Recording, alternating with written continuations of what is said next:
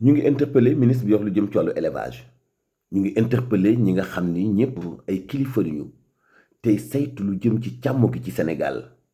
am na benn phénomène boo xam ni sàmmkat yépp dañu ko joytu waaye kenn fullaalu leen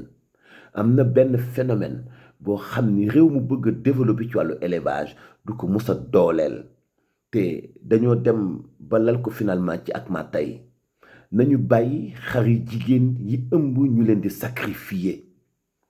boo demee fi ñuy rey ay xar sa yaram dafay daw même boo nekkul éleveur jël xar bu jigéen bu ëmb rey ko jël doom ji sànni wala doom ji bu fekkee xaw naa mat ñu jéem ko toccal xaw ko yar-yaral tuuti mu xaw a màgg pour ñu jaayee ko ay 20 000 15 000 30 000 et cetera am réew bu bëggee développer ci élevage nguur gi dafay veiller ci yan façon xar la ñuy rey xar bu jigéen bu ëmb kenn du ko rey chaque année Sénégal day jiggaani ay xaari tabaski Mauritanie Mali Niger Nigeria fu ñu ko jëlee baax na te ku ne xam nga crise ak insécurité bi nga xam ni moo nekk ci Sahel bi fi mu nekk nii ñu bëri ñu doon transporter ay xar nekkatuñu ci disponibilité di transporter ay xar ñu ngi fàttaliku yàggul benn chauffeur camion bu Sénégal bu ñu rey ca Mali ba tax na ñu bëri ñu doon jënd ak di jaayat sax jëndeetuñu chaque année Mauritanie du am problème Mali du am problème Niger du am problème Sénégal rek mooy benn réew bi nga xam ne chaque année bu ñu jéggaaniwul ay xar dañuy am problème mu tabaski alors ñun ñooy réew bi gën a développé ci wàllu élevage ci sous-région bi ci élevage laadum ak yeneeni xeet mais lan moo tax kon mënuñu am ay xar yu doy quantité boo xam ni dina méngoo ak lu ñuy soxla chaque année ay acteurs yu nekk ci wàllu élevage comme ay Omar Sow bi moom BKR ak ñeneen ñu mel ni moom ñu ngi def seen kéemtulaay kantan chaque année ñu innové ngir bëgg Sénégal li ñuy soxla ci tabaski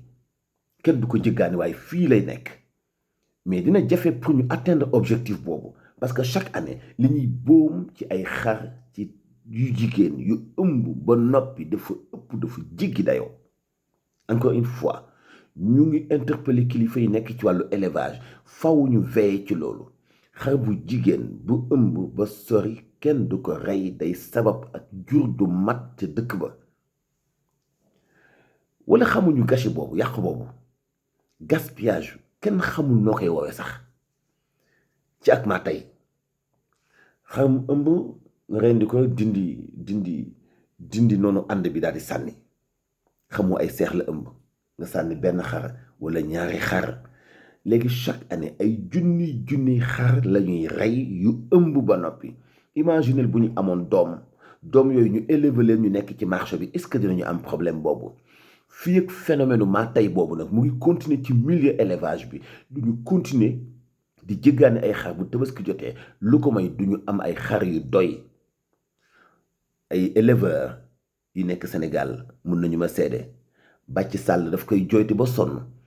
Omar Sow daf koy joytu ba sonn ak ñi nga xam ne ñépp ñu ngi ci milieu élevage dañu koy joytu ba sonn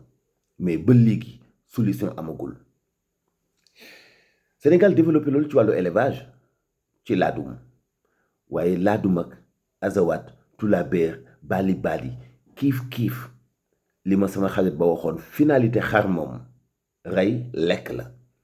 finalité élevage xar ak bëy ak nag lu mu ci mën di doon rey lekk la maanaam dañu koy yar pour benn moment soxla ko mën ko jëfandikoo benn moment ngénte ceet tabaski wala xew wuy tax ñu soxla benn animal pour rey ko mais bu fekkee quantité bi ñuy soxla di ko consommer ci yàpp ci Sénégal dafa bëri loolu xam nañu ko bu fekkee dara xewul donc quantité bi dafa ngand liy génn seeraas kenn xamul lu mu toll yeneen boucher yi nga xam ñoo nekk ci gox-goxaat yi région yi département yi communes yi mais amul benn contrôle bu ñu leen di contrôler wala benn sanction bu ñuy teg ci ku rey xar bu ëmb di layu rasul ñu ngi ci interpeller gouvernement bi di leen wax ni élevage moom du développer mukk ci am réew bu fekkee defuñu production bu doy nag mënta am mukk fii ak ñu ngi jàpp xar yu ëmb yi di leen rey. lii moom SOS la boo xam ni mën naa wax ci turu ak kàddu képp kuy éleveur ci Sénégal neexu la. képp koo xam ni yaa ngi évoluer ci wàllu élevage jooytu nga lii may wax ni ba tàyyi ci ay émission ci ay foire ci ay rencontre def ay proposition def ay lu nekk am na sax ñu ci newoon a entamer ay pétition pour demander nguur gi indi ci solution nañu contrôler xar yi ñuy rey ak bëy yi ak nag yi fekk ñu ëmb ñu jël doom ji sànni ko poubelle. yàqu gu mel noonu kenn mësu koo gis. Sénégal tollul foofu. Sénégal tollul ci di jël ay xar yu ëmb di leen rey te chaque année ñuy jéggaani ay tabaski. wax dëgg yàlla xel mënu koo nangu wax dëgg yàlla yenuwul maanaa wax dëgg yàlla du développer l'élevage. loolu ñëpp xam nañu ko. loolu xam ngeen ko. loolu xam ngeen ko. et mun nañ ci indi solution.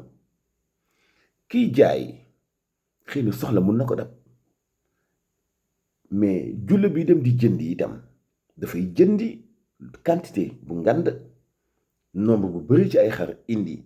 moom business rek lay def di jënd di jaayaat xàmmee ne bu ëmb xàmmeewul bu ëmb yoonam nekku ci business rek lay def day jënd di jaayaat xëy na ne bu dajalee xaram ma sàmba ak ma demba ma sàmba ba muy jaay fekk na xaram dafa ëmb mais amul pexe parce que dafa am soxla mais nguur gi moo war a veiller ci jël dogal aaye ñuy rey xar yu ëmb yi fii ak nag li wér te wóor ci jàngat bi nga xam ne sàmmkat yépp ci méngoo dëppoo ci d'accord ci fii ak ñu ngi continuer di rey xar yu ëmb yi Sénégal du musa am autosuffisance en mouton mukk ci àdduna duñu musa am mukk ay xar yu doy ci jamonoy tabaski parce que yàq nag du tàqale kenn kum ndóol xar bu ëmb kenn du ko rey. ñu ngi ci interpeller ministre bi nga xam moo yor lu jëm ci wàllu élevage di sàkku mu jël ci ay motuwaay ci ni mu gën a gaawee di sàkku ci moom mu indi ci solution ci ni mu gën a gaawee parce que nag yàgg nañu koy joytu waaye ba léegi kàddu yi jibugul ci kaw mais boo fréquenté milieu élevage di nga xam ni bokk na ci li gën a metti sàmmkat yi nekk ci Sénégal. nañu jéem a trouver beneen solution nañu waajal ay sanctions nañ leen xupp nañ leen tiital xar mu ëmb kenn du ko rey day tax production du sakkan du baawaan. ànd leen ak MMD Média joxe seen xalaat si ay commentaire ngir ñu gën a xalaat ci luy gën a mën a dooleel suñu élevage jaa ngeen jëf.